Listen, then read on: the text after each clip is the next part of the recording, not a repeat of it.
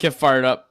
Hello, Canucks fans. Hello, my fellow Canadians. And welcome back to another episode. We have some American listeners. Welcome back to another episode of Canucks Conversation, which is brought to you by Bet365. Open an account with Bet365 today. Bet on a huge range of markets. Whatever the moment, it's never ordinary at Bet365. Be sure to use code NATION when you sign up for an account. My name is Dave Woodrelli. I am joined by Harman Dial. Today's the day, folks. Today's the day. Harman, tell me what you've seen as well, because I have a bunch of friends that are telling me that they're getting off work early. They've had teachers that are like, hey, we're going to wrap up the lecture early. I guess you call them professors in university. But anyways, people are all over the country seem like they're going to be able to watch this game. 5 o'clock start. A couple of my friends have actually had difficulty getting off early, but others, I had a group of friends who before, like well in advance, a couple of weeks, they'd bought tickets to the final, bought tickets to go to Boston. They bought them for $300 a pop. Those same tickets now are worth $3,000 Canadian, and they're just like, we're not selling these. We're going, even though they're 10x the value. And I'm so pumped. They invited me as well, and I was close to considering it, but I figured logistically wasn't the best move. But seriously, like, I've got like 3 of my closest friends who are literally, they flew out last night and are going to be in Boston for like 24 hours just for this game. That's unreal. And it's going to be such a fun game. I'll tell you now, folks. I'm telling you right off the top, because you might be driving home. I don't know where you're listening to this. Greta Bar, YVR. If you're looking for a place to watch the game tonight, make a reservation. Go to Greta's website. You text the Vancouver location. You get yourself a reservation. I think we still have some room. I think it's sold out on Open Table, but we'll get you in there. Text Greta. It's on their website. Canada versus USA watch along. We are hosting tonight, and it is going to be a ton of fun. I was talking with our good friend Matt Sakaris, who hosted the last one when we were away, or I was away. He hosted that Canada USA game, and he said it was unreal. Like, he said it was as loud, if not louder, than our Canucks watch parties. So I can't even imagine what it's going to be like there tonight. I'm fired up. I'm excited to get down there. Greta Bar, YVR, 5 p.m. start. It is going to be a great game. And Sam Wilson in the chat early saying, someone's going to be hot in 30 minutes. For those on the podcast, I'm wearing what I like to call my pelt. Jacob, what's the actual name for this?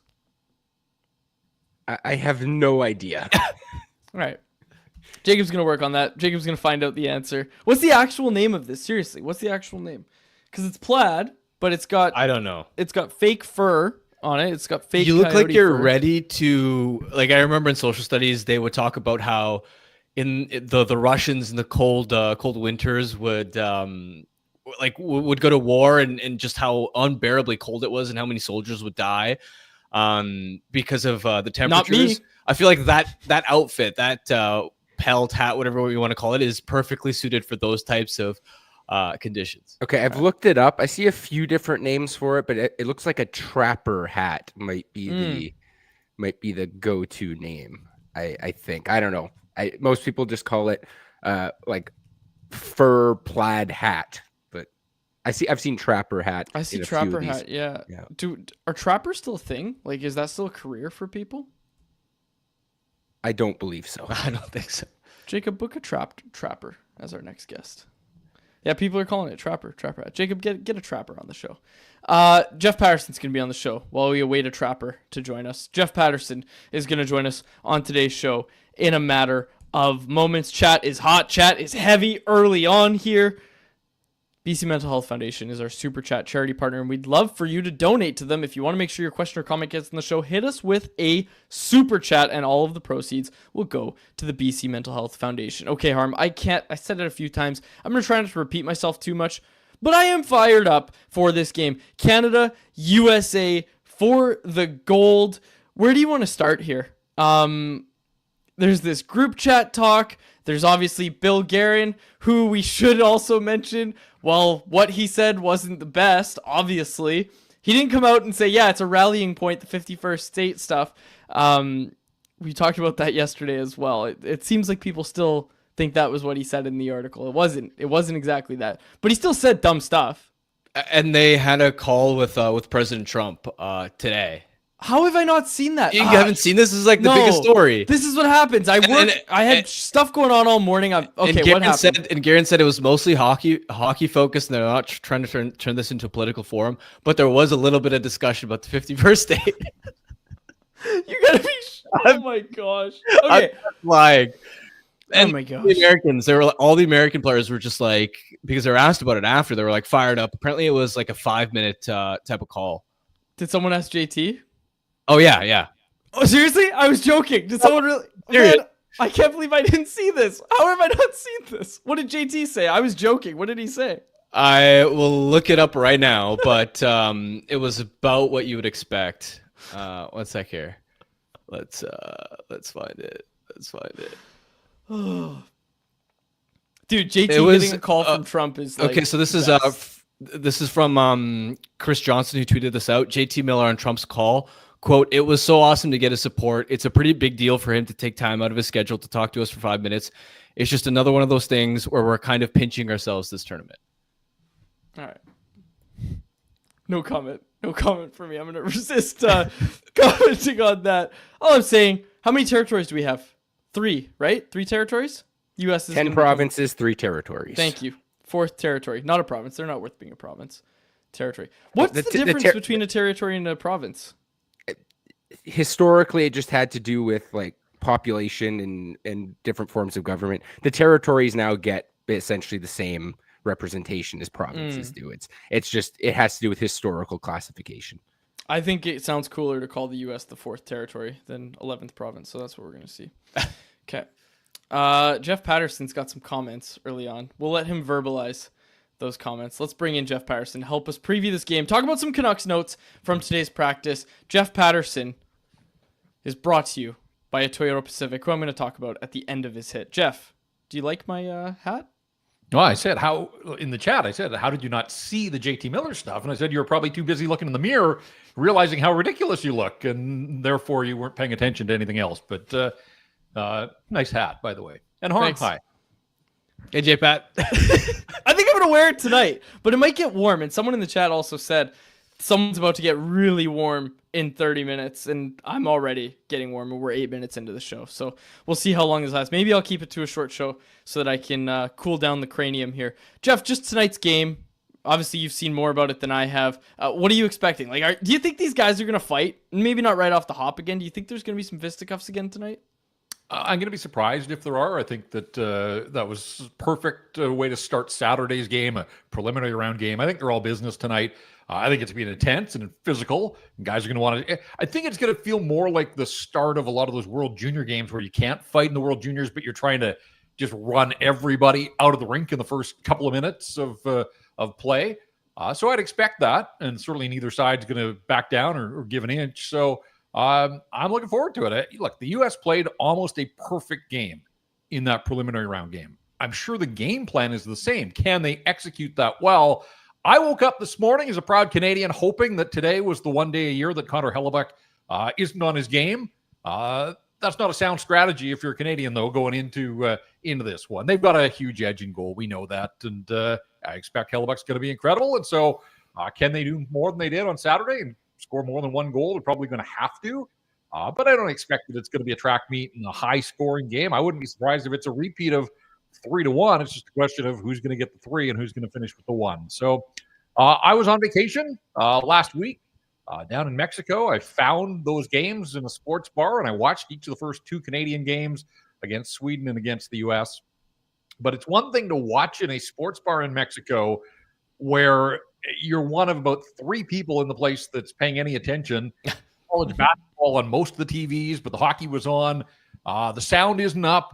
And in fact, after the Sweden game, I had to text people back here and say, like, it looked cool, but was it intense? Like, I couldn't get a real sense that far away of what the hockey was like and what the feeling. And people were like, oh, yeah, they were at buy-in. And then, of course, what happened early on Saturday. So I'm looking forward to being at Greta amongst a bunch of Canadians and in a crowd to watch, hopefully, what is, one of the games that we're all going to remember for a long period of time, as long as Canada comes out on the right end of the score tonight. Speaking of goaltending, what's your confidence level in Jordan Binnington? And the point that I was making to Quads was ahead of the Finland game, I would have considered rolling out Aiden Hill, and if Hill played well in that tournament, even turning Hill for this final against the Americans. But what's your take? Where's my confidence level? It's not high. Certainly going into this one, knowing that Canada's second best when it comes to goaltending. But they've come this far with Binnington, and it's one game. And look, this guy won a game, Game 7 in Boston, won the Stanley Cup. So, I hope he can draw on that sort of positive vibe. That said, I mean, it's 5.5 years ago. So whatever it takes to sort of get him in that headspace. I guess I fear the weak goal, right? More than does he come up with the save in that moment they need it?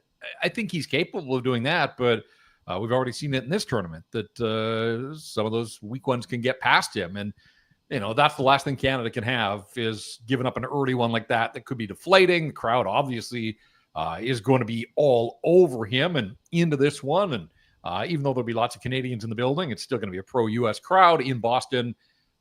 So, one game, I think any of these guys, like they've all they're made for this moment, whether it's McDavid or Crosby or McKinnon or on the other side, Eichel or Jack Hughes or you name it. Like, I think, one game, one-off, any of those guys is capable of rising up, having the game of his life and taking over and being a difference maker. And I think the same goes for goaltending.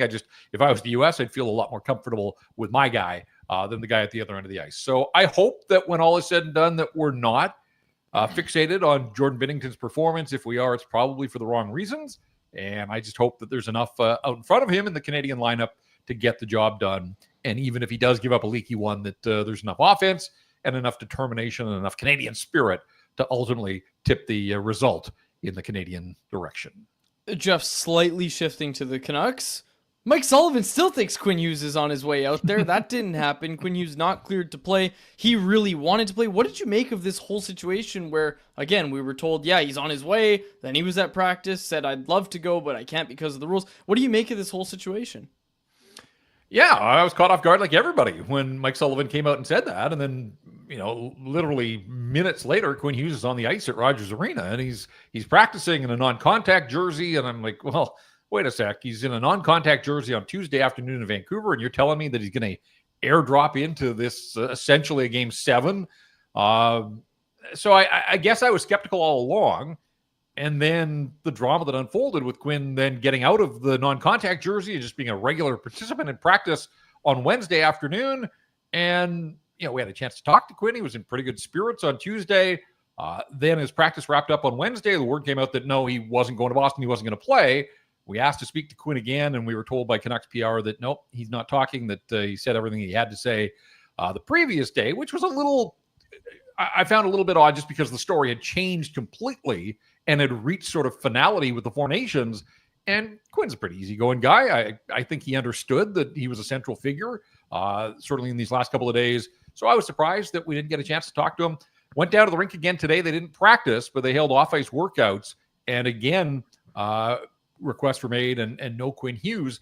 I will say this, though, and I've written about this at CanucksArmy. It's up now. Just a notebook from the rink. There wasn't a whole lot there, but I asked Adam Foote today for an update on Quinn Hughes. And he said that they're going to practice him in Vegas on Friday afternoon. They're likely to push him harder than they have to this point, and they might even do some tough drills if he's up to it. Those are the words out of Adam Foote. Like, we're 48 hours away from the Canucks resuming their schedule. And Adam Foote, who's acting as the head coach, is saying if he's up to these physical, difficult contact drills on Friday, we'll see how it goes. So as I sit here right now with you guys on Thursday afternoon, I'm still not convinced that Quinn Hughes is going to be in the lineup on Saturday in Vegas. And I know that was Quinn's hope and that some of this was done to protect him and have him ready for the 27 games that the Canucks have remaining. But, he was involved in practices this week, but non-contact one of the days. And then to hear Adam Foote said he was confident, but again, I think ultimately that's what it came down to, guys, is that he still hasn't had medical clearance. And then again, if you were going to drop this guy in who has missed the previous 4 games before the break, and by Quinn's own admission, he said, I've skated 3 times in 20 days. as much as he wants to be a part of it, and I'd like to see him play on the highest level. Like, I'd love to see this game with Quinn Hughes in it and Makar on the other side. If he's not medically cleared, he's not medically cleared. And so as much as he wants to, I fear that he'd be putting himself in harm's way and ultimately to the detriment of the Vancouver Canucks. So I guess through it all, I wasn't shocked when I found out that, no, he's not going to Boston. And now we'll see if he's ready when the Canucks resume their schedule on Saturday night. Thatcher Demko got hurt in the Canucks final game before the Four Nations break. Rick Tocchet after that game was hopeful that it wasn't too serious, but it sounds like he's now out week to week, which can be a pretty tough timeline to read into. Is that 1 week? Is that 3 weeks? Is that any more than that? We know it's not the same knee injury that he dealt with earlier, but it is still a lower body ailment. How worried are you about Thatcher Demko's health right now, and the possibility of having to rely on Artur Shilovs in a heated playoff race? Yeah, huge. And this was always my concern with Thatcher Demko. Like, I figured he was going to get back at some point, and it wasn't about him getting healthy. It was him staying healthy. And sure enough, the back spasms that took him out of the game in Seattle, and now whatever it was, if it's lower body, I presume that isn't a back injury. So is this another different injury? Like, is his body just breaking down in front of our eyes? Guy's going to be 30 in December. And, it's just unfortunate. It's such a demanding position physically, and sometimes the body betrays you. And as much as I enjoy watching Thatcher Demko play when he's on and dialed and at the highest levels, I think it is fair to wonder if he can ever get back to that and stay there for a prolonged period of time. Because just before the break, it looked like he was finding his game again. He had the good stuff. And the proof's in the pudding there. The Canucks on a nice little run heading into the break. But yeah, I mean, coming out of this, and I do wonder, like, okay, so Kevin Lankinen, we found out again from Adam Foote today that Lankinen and Paterson had ice in Vegas today, that the team had arranged ice for those guys to skate there ahead of the Canucks, who will join them tomorrow, and they're all going to be together for practice. But I do wonder, like, I think for any of these guys, especially a goaltender, like Lankinen was thrust into a pretty tough spot, going into a must-win game against Canada. How much time does he need to decompress? Of the two games this weekend, the one in Utah is way more important to the Vancouver Canucks than the game in Vegas, right? Like, they're not catching Vegas.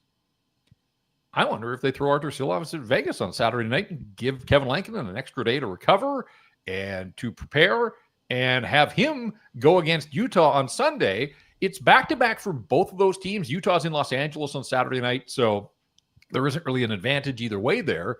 And I know it's not conventional hockey wisdom to save your starter for the second game, but really, if you look at the importance of the two games this weekend, I would suggest that the Canucks need wins over Utah. They've got two left against Utah. Keep Utah in the rearview mirror. You've got a playoff spot right now. You want to maintain it. So I don't know. I mean, Rick Tocchet's focus clearly is on a gold medal or a championship tonight for Team Canada. I don't know how far in advance he's thought about things, but it wouldn't shock me. And if it was my call, I might throw Silovs against Vegas. Now, that's a tough call. It's a tough assignment. And look, Artur Silovs has one win in 7 appearances, 6 starts for the Vancouver Canucks. He hasn't been good enough, but he has been much better down in Abbotsford of late. I think he's won 7 of 8. Talked to him the other day. He was in good spirits. Felt pretty good about his game. I think he realizes that this is an opportunity, but these opportunities aren't going to be there all the time. Thatcher Demko is going to come back again at some point. So I think there's some heat on Artie here to deliver. This team needs wins. You can't just spell off Lankinen when you turn to Silovs. They got back-to-backs this weekend and then Southern California midweek. I think he's going to get a couple of opportunities, but I do think there's some pressure on Artur Silovs to deliver certainly more than he has in earlier performances this season. The Canucks have 2 back-to-backs over the next 7 days or so. Yeah. Do you think there's a possibility that for one of them, they might use Lankinen on both legs? I do. I mean, the other one's Southern California, so there's no travel, right? It's the Kings and it's the Ducks. The problem is that the road trip finishes up in Seattle, and that's going to be 3 games in 4 nights, and I don't think Lankinen can play all of those. And we've seen earlier this season, Harm, he has a limit, like most goaltenders do, and his play drops off considerably when he gets pushed and overworked that way. So I think the Canucks have to be mindful. He didn't get the break that a lot of the skaters did here because he was as part of Four Nations. So you can say, oh, well, he hasn't played an NHL game in a while, but no, he's playing high-stakes hockey here through the break. So is it possible? Yeah, I think it is, just because of the logistics of Southern California. But I don't think it's possible this weekend. I think that would be too much to ask to come right out of the gate and go back-to-back. So I do think Artur Silovs is certainly going to get one of the games this weekend, and quite likely they will split the two in Southern California.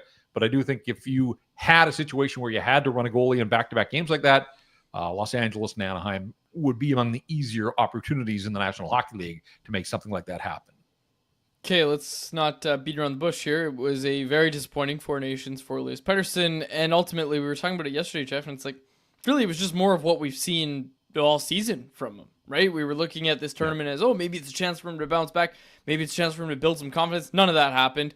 Looks the exact same. It feels like the tone shifted in our chat, even on this show yesterday when we were talking about Elias Paterson. Like, when the Miller trade happened, we kind of knew it came with the idea that, okay, they got this done now, and they likely want to see what Paterson looks like down the stretch before this no move clause kicks in on July 1st. Where are you at with Paterson? Like, are you looking at it and saying, ride with him forever, ride with him until the draft, let him finish out the season, deadline, trade deadline that is? Where are you with Paterson right now? Well, I think I was in the camp that really had low expectations. I just didn't think that a 3-game midseason tournament against other guys that have been on their games all season and are playing at a much higher level than he is was magically going to transform him. I know that was the hope, but that's all it ever was. It was hope. And I guess for me, the biggest surprise in all of this, guys, was that with a 2-1 lead in the third period, Sweden didn't need any more offense, really. They just had to defend well. And what's the one thing that, even through his offensive struggles, we've all said about Elias Paterson is the defensive game hasn't suffered. Guys chanting Selke on the bench in Toronto a month ago, and he couldn't get a shift from a coach that he had played for in the Swedish league. Like, this isn't a coach that didn't understand this guy. And so that spoke volumes to me, that he sat for the final 15 minutes of a game with a 2-1 lead, that they didn't trust him out there. But is that because he didn't look engaged? He wasn't willing to, get into the battle and fight for loose pucks and all that? Like, who knows? All we know is that he's had 2 shifts, and one of them was on the power play in the third period. So, wasn't surprised that the offense didn't flow, just because it hasn't really. And yes, he looked good in the Toronto game before the break, but really, when you look at the Toronto game, like, it was an incredible shift. But I guess I'm tired of, hey, an incredible shift, right? Like, that should be the mere baseline for this guy. Based on his accomplishments, based on his salary, there should be passes like that result in goals almost every game. And so it's hard to get too excited about one pass. It was a nice pass. It was. And it was a good shift with the reverse hit and everything else. But to get to your question, Dave, I think I'm certainly not expecting them to move him before the trade deadline. I guess the Four Nations maybe opened a few more eyes around the league if people hadn't been paying close attention, but that's the job of GMs and scouts. I think everybody realizes his struggles here. So I'd say 27 games. Do they make the playoffs? We'll see. I think they will. And then who knows how long they last in the playoffs? But I think there is some real weight to whatever happens in the playoffs, because we know how disappointing he was individually last year in 13 playoff games. If he's a no-show in the playoffs again, I just can't see how this organization moves forward and thinks, yes, this is the guy that we absolutely hang our hat on. It's been 2 playoff runs in a row where there just hasn't been any production. Is he a guy that you can lean on at that time of the year? So the stakes are massive. In saying all of that, like, if he struggles down the stretch and into the playoffs, how much interest is there really going to be around the National Hockey League? Like, people say, the guys, there'll always be takers out there. And I imagine that there would be a team or two that would be willing to bet on him at, his lowest point.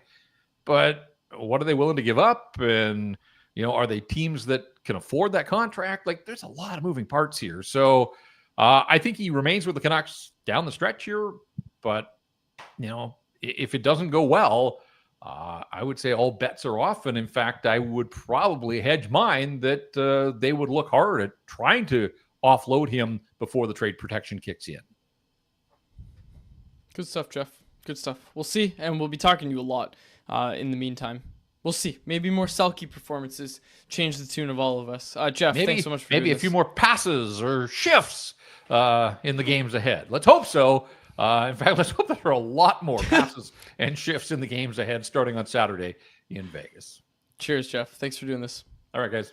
There he is, Jeff Paterson, the host of Rink Wide Vancouver. No Rink Wide for the Canada-US game, but again, you should come watch this game. And again, Jeff was brought to you by Pacific Toyota dealers who want to tell you about the 100% electric Toyota BZ4X. With plenty of space, the BZ4X is backed by the peace of mind that comes with knowing you're driving a Toyota. When you choose the BZ4X, you can get up to $6,500 in rebates and incentives, and now you can finance a 2025 BZ4X from 3.29% APR for 36 months. Visit shoptoyota.ca or your local Pacific Toyota dealer today. And we've gotten a very exciting contest going on right now, the grand prize of which includes 2 tickets to the Kanika Minolta Champions Club at Rogers Arena for the April 6th game between the Canucks and Golden Knights, and 2 Canucks jerseys. If you want to win, check out the link in our episode description or follow Toyota Pacific on Instagram and Facebook at Toyota Pacific for your chance to enter. Contest open only to residents of BC and Yukon of age of majority. Jacob, how do you pronounce Kanika Minolta? I looked it up. It's a company and they're based out of Burnaby. And they've got a suite, it looks like, at Rogers Arena, and you can win tickets to watch the game in their suite. Why would I know how to pronounce that? Kanika, you're the producer. You're supposed to, I'm calling on you. You're supposed to know this stuff. Kanika Minolta sounds right. I have absolutely no idea. Claude just turns to Jacob like he's Chat GPT for everything. Yeah. just assumes he knows everything that we don't know. Kanika Minolta? Kanika? What do you think, Harm? I put it in the chat. Konica? I don't know. Konica. I would lean towards Konica. I think it's Konica. Konica Minolta. They got a suite. Check it out. Episodes in the description. Speaking of Jacob, our producer, who does a fantastic job, time for Family Feud.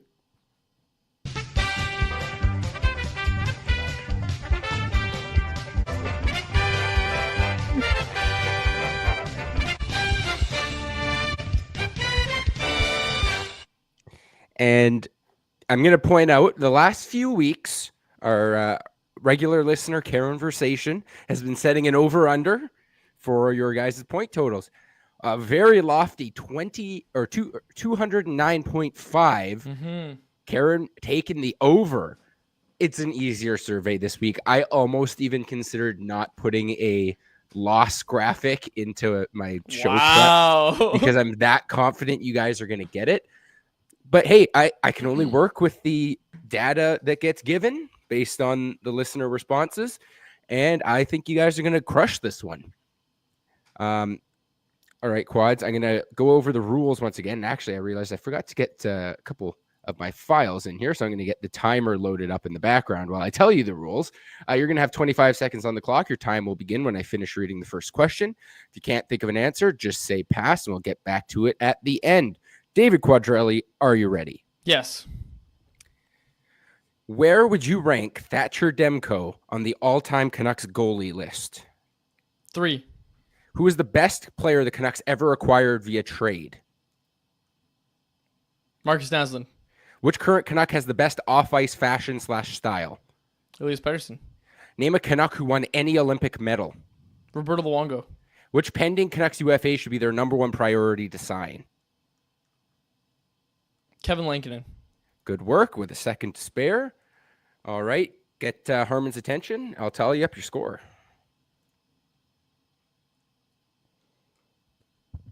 How'd it go? I did something strategic, okay? Okay. I don't know if I'm allowed to tell you this. Yeah, no, I can tell you. The last question, I saw I had like 8 seconds left, so I like really thought about it and I thought of a strategy.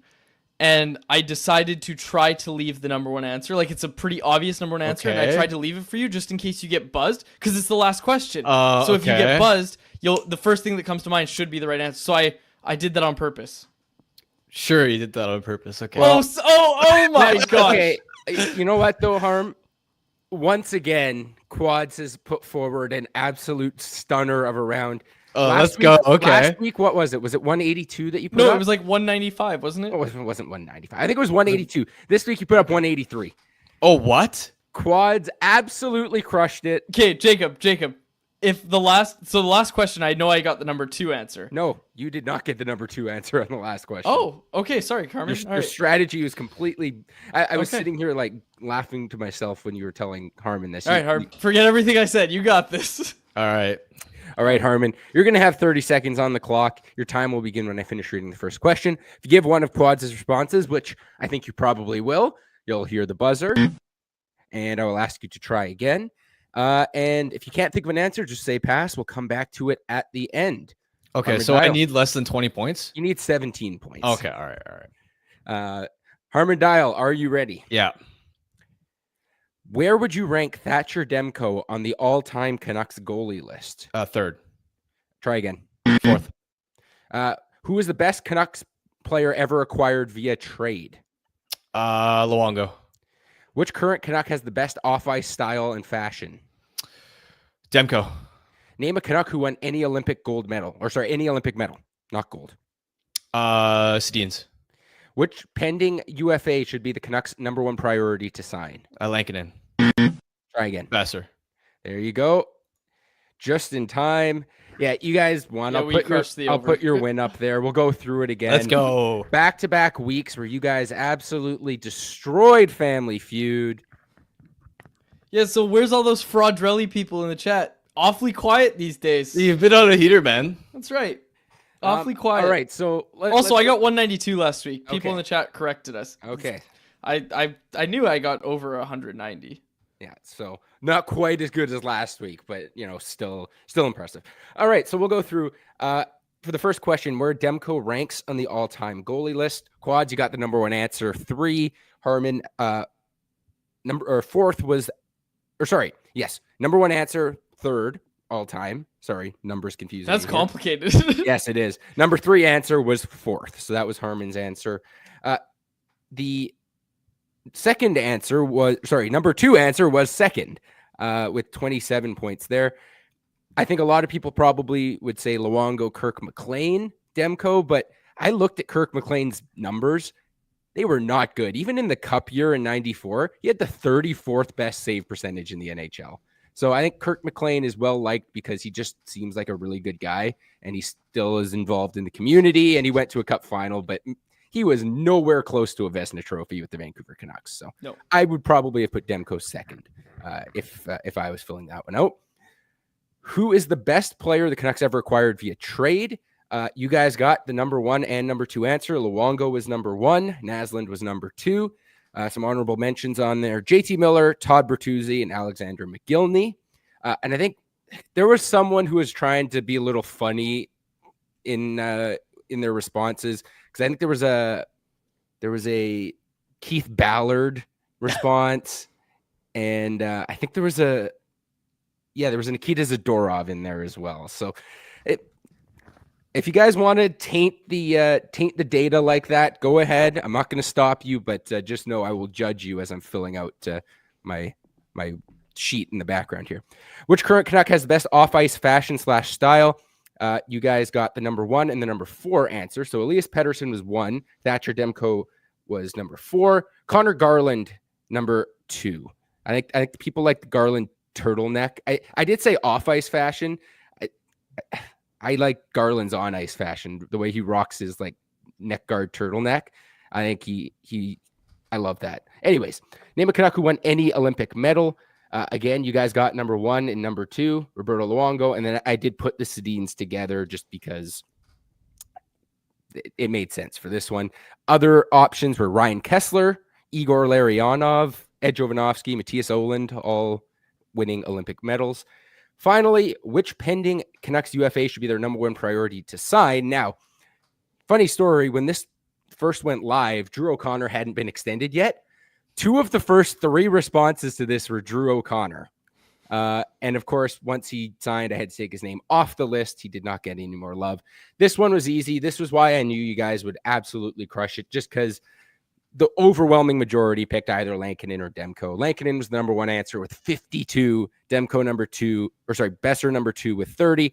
Pius Suter number 3 with 15. I think there was a single person who, again, just to be funny, put Noah Juleson. Was that Rick Tocchet? I mean, I can see what their other answers were. Yeah, I don't know. That same person put Demko 5th all time for Canucks goalie. Okay, this is what we're gonna do. So that people don't do that anymore. Set it to 103 responses, and then just get rid of people who respond like that. It's such a small percentage. It doesn't. We don't want to encourage copycats. I will be honest. I do sometimes remove some of those answers if I think people are actually being intentionally disruptive. So Kirk McLean finished second in Vezina voting in the 91-92 season. There's no way. His number, guess his save percentage in that season. Like under 900 probably. It's 901, but he led the league with 5 shutouts. Can't put a price on that. 38 wins, led the league. All right, I'll eat that. I still like Kirk McLean, but I would have ranked Demko ahead of him. But hey, I guess. Oh, you're still right. He and Demko both were Vezina runner-ups, but I think their seasons in which they did it were drastically different. But also the other thing, playoffs, right? Yes, and I think that's certainly. Although his playoff numbers weren't that great either. He just helped them go to a cup final. I mean, he was healthy. That's true. Absolutely. Better than Demko's. Games played is way better than Demko's. Oh, 100%. Okay. Did we finish the survey? Yep, we are good. And the new survey is available down below. If any listeners would like to fill it out, sorry, I just am getting over a cold, so I'm still a little stuffed up, brain fog. Thanks for toughing it out with me, guys, as I stumble over my words. Okay, let's get to anyone else, which is brought to you today by HSBC Rugby Sevens. HSBC Vancouver Sevens, where high caliber rugby and the ultimate party weekend collide. SVNS is Western Canada's largest sporting event, and this year is the 10th anniversary of the event. From the 21st, 23rd of February, BC Place is the place to be. Grab your friends in your best costume and come on down for the best party in town. Single day tickets are on sale now. Friday tickets start from just $50. Best party in town. 12 women's, 15 men's, 7 teams. 2 Canadian squads take the pitch for 3 full days of jam-packed rugby and partying. It's going to be a lot of fun. Going to be a lot of fun. Like I said, 10 years of the event. Van7s.com is where you want to visit. All right. Harmon, what do we have in the chat? Jacob, what do we have in the chat? What do we like in there? What do we want to read? I did put a few things in here. If you scroll up in our private chat, we had some early submissions. Ooh, here we go. I thought of this during the hit with Jeff, actually, Harm. This one from Ricochet in the chat. He said, which teams will the Canucks entertain trade talks for Elias Paterson now, and for what return? Let's go over the teams that were supposedly interested. We know the Carolina Hurricanes were probably the closest, right?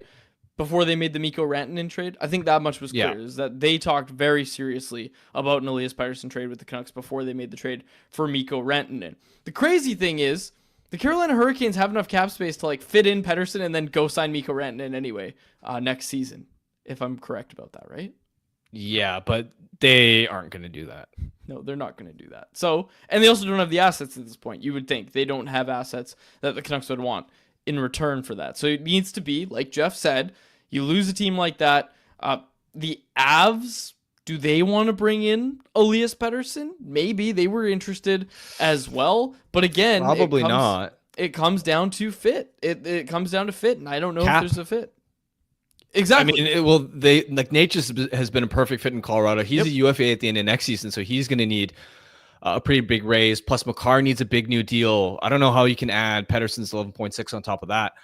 I would say a few teams that, again, I don't think any of this is going to happen before the deadline, but if it goes to the offseason and you're having these conversations at the draft before his July 1 NMC kicks in, you're still looking at Buffalo, right? That's a team that desperately needs more elite talent. I wonder about Nashville, right? They have a glaring long-term need for a number 1 centerman. They've had to lean on Steven Stamkos at 1C at times. Ryan O'Reilly is getting up there in age. I spoke to Barry Trotz about a month ago, and he told me that they're not interested in a retool or a rebuild, and that staying competitive is a priority. And so Pettersson fits that age category where he'd give Nashville a boost immediately, but is also young enough to potentially be part of their long-term future. And we know Barry Trotz from last offseason is a big believer in taking aggressive, bold swings, and the Preds have a deep war chest of young players, prospects, and picks. Nashville's got 3 first-rounders this year. They've got a deep prospect pipeline. Utah, we know that they are we saw how aggressive they were last offseason. They've got ownership that's willing to spend. They've had a ridiculous number of draft picks over the last number of years. Again, deep prospect pipeline. And their issue is they don't really have another top 6 center besides Logan Cooley. They've been relying on Barrett Hayton in that role, and he just isn't top 6 caliber centerman. Looking down, Chicago, right? Like how long are they just going to keep wallowing like this without getting Connor Bedard any help? And our colleague over at The Athletic, Mark Lazarus, who covers the Blackhawks, wrote a piece about a month ago about why the Blackhawks should be all in on Paterson. So again, Blackhawks perspective on that. Like the point is there's still a lot of teams that I could see being interested. Even Anaheim, right? Like they've been stalled in their rebuild. They could use another like potential elite talent. And if you're Vancouver and you're looking at Anaheim, you want a young center back. Well, what about like a Mason McTavish type?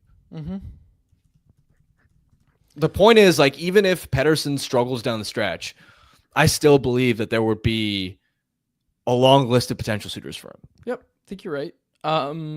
People are bringing up the Red Wings as well, because as you're saying, these teams, like I am going through and trying to figure out what could the Canucks get back in a trade.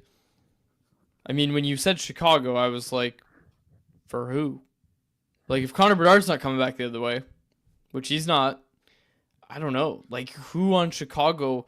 Like, Alex Vlasic's a good piece. Like, I like Alex Vlasic, but the Canucks left side blue line is pretty set for the next few years.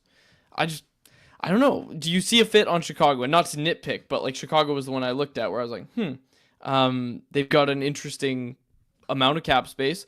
They're in an interesting spot as well where they clearly need to bring in some help for Connor Bedard. What assets do the Blackhawks have that the Canucks would want? It's a good question. I wonder about like if you're simply looking at, forget the position, the player with star upside. I wonder about Levshinov. They're the right shot defenseman. I think he was the number 2 overall pick. Now he might be viewed as untouchable, but like he's a potential name. Frank Nazar, centerman, speedy, dynamic, 21 years old. He was the 13th pick in 2022. They've got young pieces. They've got prospects. I'll be honest. I don't think Chicago would be my ideal target as far as like the best possible package. But the point is you want to have as much competition as possible. The more teams you have in the mix, the more that your competitors have to up their offers as well. And so we'll see. If you go down that road, I look at Anaheim as an interesting one because McTavish would be a guy that if you're dealing Paterson, you ideally want a young centerman who's got top 6 upside. And when I look at McTavish, he stalled this year. It's his draft plus 3 campaign, but he was really solid in his first 2 seasons in Anaheim. And when you look at what's happened with the Ducks, they all their young players have stalled this year. Leo Carlson, Trevor Zegras, Cutter Gauthier. I really believe McTavish has the upside to be a really high-end top 6 centerman, 21 years old. He'd be a lot cheaper against the cap. Like, that's the type of opportunity I'd be trying to exploit if, and this is the big caveat, if he struggles down the stretch and the Canucks come to the conclusion that they don't believe that they can win with him. Which I think is, like Jeff just said it too, right? If it's another playoff disappointment, that's probably where this is headed. And again, not to be too dramatic, there's still time, and we still believe in Elias Pettersson, but you're also, at some point, you have to just say, like, okay, it's just not going to work. It's similar to what happened with JT Miller, where you just say, like, okay, it's not going to be a fit here. Maybe he'll go do better somewhere else, but you have to rip the Band-Aid off. It's just, like, the thing is, people that are like, okay, wait for Pettersson, wait for Pettersson, wait for Pettersson. I'm one of them. I have been one of them. The question is just, like, how long can you wait? Because you have Quinn Hughes, who is going to need a new contract, and you're going to get a pretty clear indication next season if he's going to stick around or not. And you have to compete in that time. And if Elias Pettersson is playing like a 3C, which is what he has been for over a calendar year now, like, you're not winning anything. Yeah, the problem is if you get to that point and and you have to deal Paterson, like it is such a step back for the organization's ceiling in the sense that even if you're able to get some type of package with like a Mason McTavish back or with Buffalo, something around like Cousins and Byram and or Power, like you're going to be rolling down the middle with what, like Cousins or McTavish, Filipino, and insert 3C. It might be Pia Suter. He's a pending UFA. You're going to get crushed in the playoffs. You're going to get annihilated in the playoffs with that center depth. When you've got Edmonton, like who's going to match up against McDavid and McDavid? Who's going to match up against the Draisaitl line? They get annihilated with their current center depth. Filipino's been better than Elias Pettersson. Oh yeah, like they've been in the lineup together. I agree. I agree. That's true. But there is still like that hope that Paterson can get back to being. For how long, Harv? Like how long? I get it, but I agree, but at the same time, this isn't like potential where like some high draft pick that you're hoping maybe he can be a point per game guy, and he's never been a point per game guy. We're talking about a guy who had 89 points as recently as last season, had 102 points as recently as the year before. I agree. Look, if he isn't able to pick up the slack down the stretch, and let's say the Canucks make the playoffs and he's a no-show again, like I would seriously consider moving him. But you're still losing. You're still gonna lose the Paterson trade, and that's just organizationally. If we're talking about like contending for a cup, like still like by far the most optimal scenario is just like hoping and praying that he can figure it out down the stretch. And look, if he doesn't do it, then yeah, before the NMC kicks in, you probably have to just rip the Band-Aid off and accept the sunk cost and say we're probably going to lose this trade, but it's better than the alternative of hanging on to a potential boat anchor of a contract. But the point being is, even if you make that determination in the offseason that we can't win with this guy, we're going to trade him, and you get, an asset a package back that includes some intriguing assets. Ultimately, I don't think this organization is going to have the ceiling to win a Stanley Cup with the remaining term left on Hughes' contract. Like that's over. The odds, even with Paterson on the roster, even if he does figure it out, are still really, really slim. But that window to me might as well be shut if Paterson is like you're not gonna. You have 0 star forwards. How are you ever going to go deep in the playoffs? Yeah, that's fair. That's fair. One other thing on Paterson. Damn, where was it? Someone had it in the chat earlier, and I lost it. I for sure lost it. Where did it go? Jacob, do you know what I'm talking about? Shot in the dark. I can't read your mind, Quads. Oh, yeah, here it is. Okay. When it comes to Paterson, the idea of retaining salary, people are throwing it around in the chat. I'm not sure why. The Canucks aren't retaining on an Elias Pettersson trade. It won't happen. Like, it won't happen. What would happen is if it gets to the point where a team's like, okay, well, if you want that, but you're going to have to retain salary, the Canucks will just say, okay, then we want less. They're not going to do that. It's not going to, they're not going to use a retention spot on Paterson. It's not going to happen. Jerry King saying EP is contributing nothing now.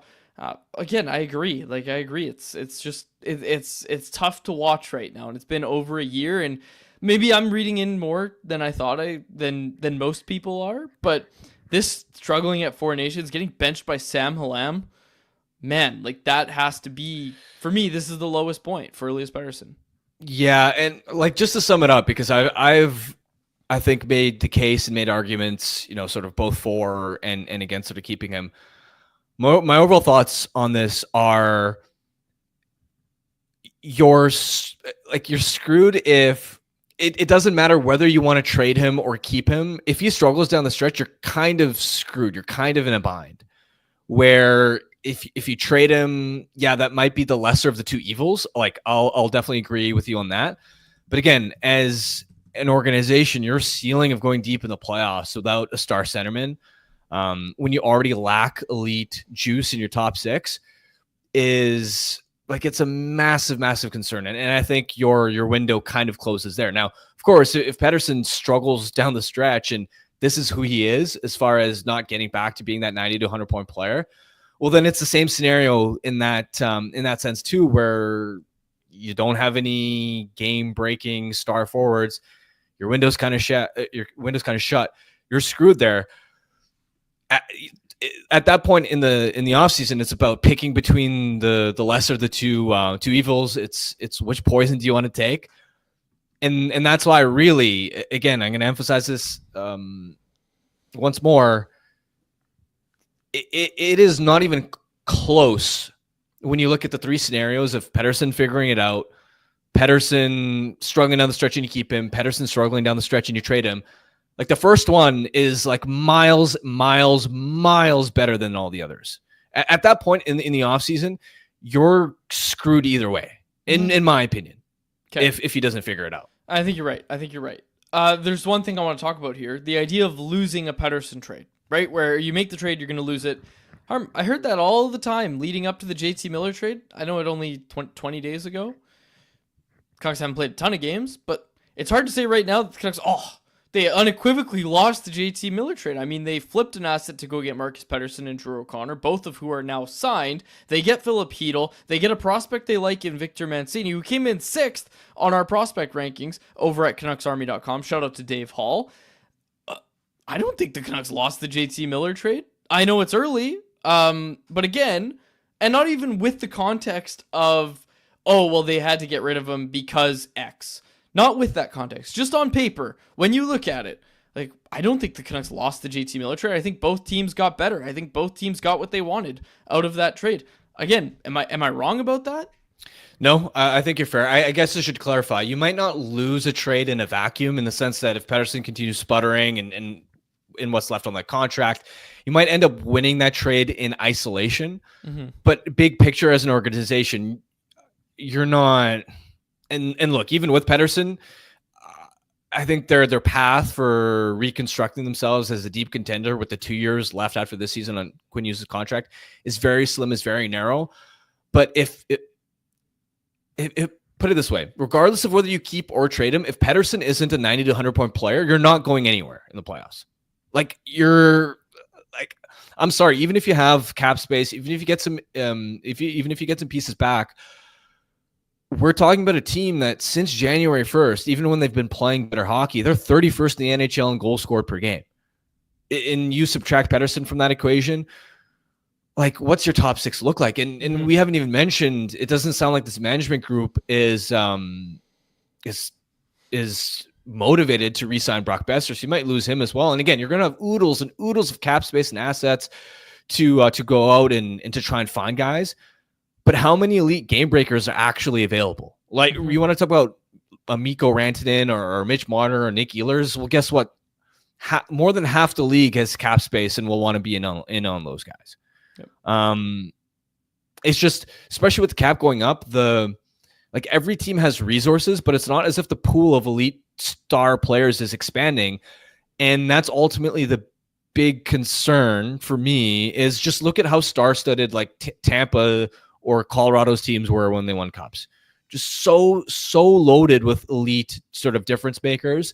Florida last year, like this forward group, you can have a group of like good top 6 players, but man, again, regardless of whether Paterson is traded or you keep him, the point being, if he doesn't get back to being a 90 to 100 point player, they don't have the top of the lineup horses to contend with teams like Edmonton or Vegas in the Western Conference as far as a deep playoff run. And Umbleby in the chat saying what we all know and what we should all repeat. We should put this at the top of the show every time. Keeping Hughes is the only priority.